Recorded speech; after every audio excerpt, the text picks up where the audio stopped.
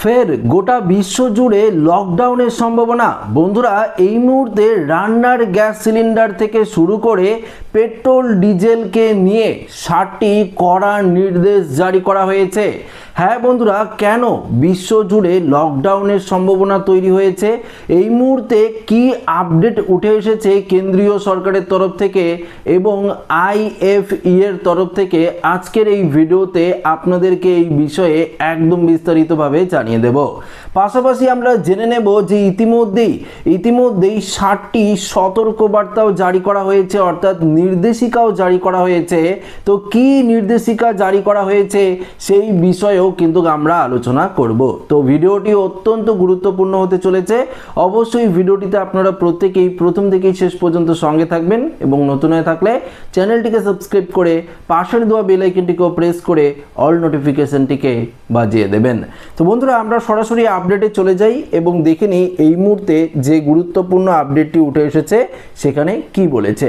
দেখুন, ইরান যুদ্ধের প্রভাবে কার্যত থমকে গিয়েছে বিশ্বের অন্যতম গুরুত্বপূর্ণ বাণিজ্যিক পথ হরমুজ প্রণালী। আপনারা তো প্রত্যেকেই জানেন, যেই হরমুজ প্রণালী থেকে গ্যাস অর্থাৎ গ্যাসের যে আমদানি সেটা করা হয়, পেট্রোল ডিজেল অর্থাৎ তেল যে আমদানি সেটাও কিন্তু হরমুজ প্রণালী থেকেই অনেকটাই হয়ে থাকে।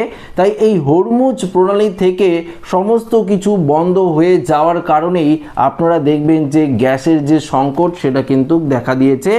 শুধুমাত্র গোটা ভারতবর্ষ জুড়ে নয়, অন্যান্য দেশেও কিন্তু এই সংকট কিন্তু হয়েছে। পাশাপাশি শুধুমাত্র গ্যাসের জন্য যে সংকট হয়েছে এমনটা নয়, পেট্রোল ডিজেলের ক্ষেত্রেও বড়সড় সমস্যা কিন্তু হয়েছে। দেখুন, আপডেটে কি বলেছে সেটা আপনাদেরকে জানিয়ে দিই। এই রুট দিয়েই বিশ্বের প্রায় 20% জ্বালানি সরবরাহ হয়। বর্তমানে পথটি বন্ধ হওয়ায় বিশ্বজুড়ে অপরিশোধিত তেলের দাম ব্যারেল প্রতি $112 কিন্তু পৌঁছে গিয়েছে। জ্বালানির এই আকাশছোঁয়া দামের প্রভাব সরাসরি পড়েছে সাধারণ মানুষের পকেটে, অর্থাৎ আপনার আমার মতন সাধারণ মানুষের পকেটেই কিন্তু এই সমস্যাটি সব থেকে বেশি পড়েছে। দেখুন, জ্বালানি বাঁচাতে ইতিমধ্যেই ইউনাইটেড এয়ারলাইন্স সহ বিশ্বের একাধিক বড় বিমান সংস্থা তাদের উড়ান সংখ্যা 5% পর্যন্ত কমিয়ে দিয়েছে।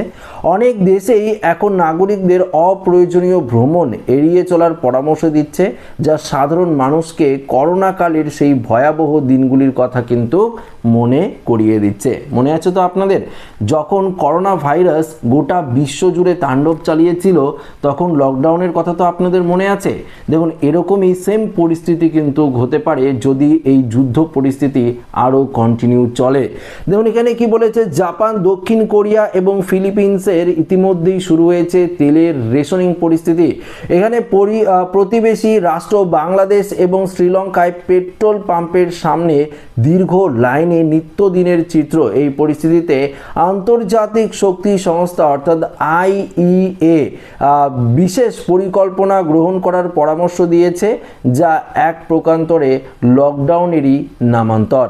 কি কি নির্দেশিকা দিয়েছে সেগুলো আপনাদেরকে জানিয়ে দিচ্ছি। ফার্স্ট বলেছে এখানে বিজোড় জোর নীতি, অর্থাৎ ব্যক্তিগত গাড়ি রাস্তায় বের করার ক্ষেত্রে অল্টারনেট দিন বেছে নেওয়া উচিত আপনাদের। দ্বিতীয়ত বলেছে হাইওয়েতে গাড়ির সর্বোচ্চ গতিসীমা অনেকটাই কমিয়ে আনা। তৃতীয়ত বলেছে সম্ভাব্য হলে বিমান সফর এবং অহেতুক ঘোরাফেরা বন্ধ করা, তাহলে অনেকটাই তেল সাশ্রয় হবে। পাশাপাশি রান্নার ক্ষেত্রে গ্যাসের বদলে বৈদ্যুতিক স্টোভ ব্যবহার করা। যদি আপনাদের রান্নার গ্যাস সিলিন্ডার থেকে থাকে বা ধরুন আপনারা যে সাশ্রয় করতে না পারেন, অবশ্যই আপনারা কিন্তু বৈদ্যুতিক যে স্টোভগুলো রয়েছে সেগুলি ব্যবহার করতে পারেন। যারা গ্রামে থাকেন আপনারা কিন্তু কাঠফাট দিয়েও রান্না কিন্তু করতে পারেন, কেননা যদি আপনারা গ্যাস সাশ্রয় করেন তাহলে কিন্তু এই সংকটটা আর দেখা দেবে না। পরবর্তী দেখুন এখানে কি বলেছে, ওয়ার্ক ফ্রম হোমের ক্ষেত্রে বলেছে ফের অফিস নয় বাড়ি থেকে কাজের সংস্কৃতি ফিরিয়ে আনা।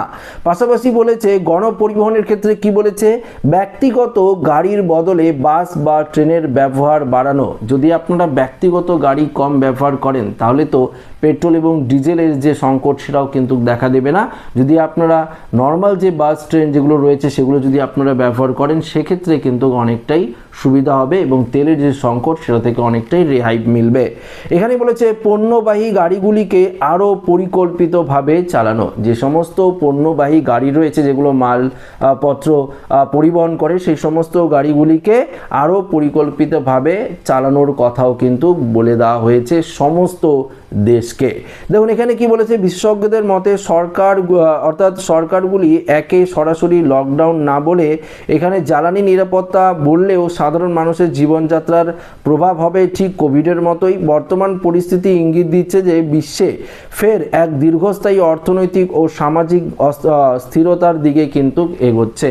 তো বন্ধুরা বুঝতেই পারলেন এই যে সংকট দেখা দিয়েছে গোটা ভারতবর্ষ জুড়ে, গোটা দেশ জুড়ে, গোটা বিশ্ব জুড়ে কিন্তু এই সংকটটি দেখা দিয়েছে। গ্যাস সিলিন্ডারের সংকট থেকে শুরু করে পেট্রোল ডিজেলের সংকট, পাশাপাশি দেখবেন এলপিজির সংকটও কিন্তু দেখা দিয়েছে প্রচুর পরিমাণে, যার জেরে কিন্তু বড় বড় হোটেল রেস্তোরাঁ থেকে শুরু করে বড় বড় যে সমস্ত খাবার দাবারের হোটেল রয়েছে সেগুলো প্রায় বন্ধের দিকে, কেননা তারা পর্যাপ্ত পরিমাণে গ্যাস পাচ্ছে না।